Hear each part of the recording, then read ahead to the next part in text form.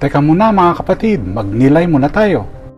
Sa Huwebes Santo, inaalala natin ang huling hapunan kung saan itinatagpo ni Jesus ang Eucharistia at hinugasan ang mga paa ng kanyang pong mga alagad. Iniwan niya sa atin ang pinakamahalagang regalo, ang kanyang presensya sa Eucharistia. Ngayon man, ito ay hindi nakikita kaya't kinakailangan ng pananampalataya upang maniwala. Isipin natin ang hindi po nakikitang sculpture work na ipinagbili ni Salvatore Garau.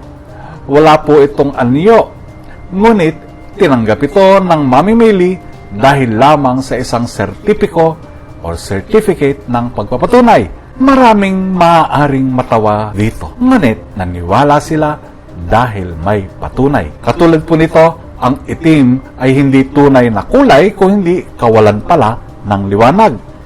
Iniisip nating ito ay isang bagay, ngunit ang ating nakikita ay ang kawalan ng refleksyon ng liwanag.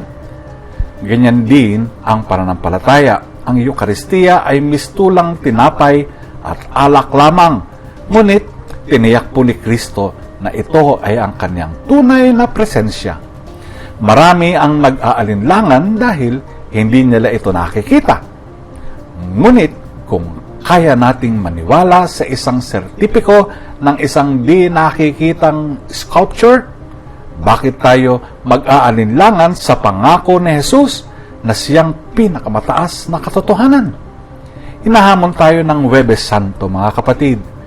Naniniwala ba tayo sa tunay na presensya ni Kristo kahit hindi natin siya nakikita? Nagsisilbi ba tayo ng may pagkukumbaba kahit hindi ito napapansin? Tulad ng paghuhugas ni Jesus ng mga paa ng kanyang mga alagad, ang tunay na pananampalataya ay hindi po nakabase sa nakikita, kundi sa totoo.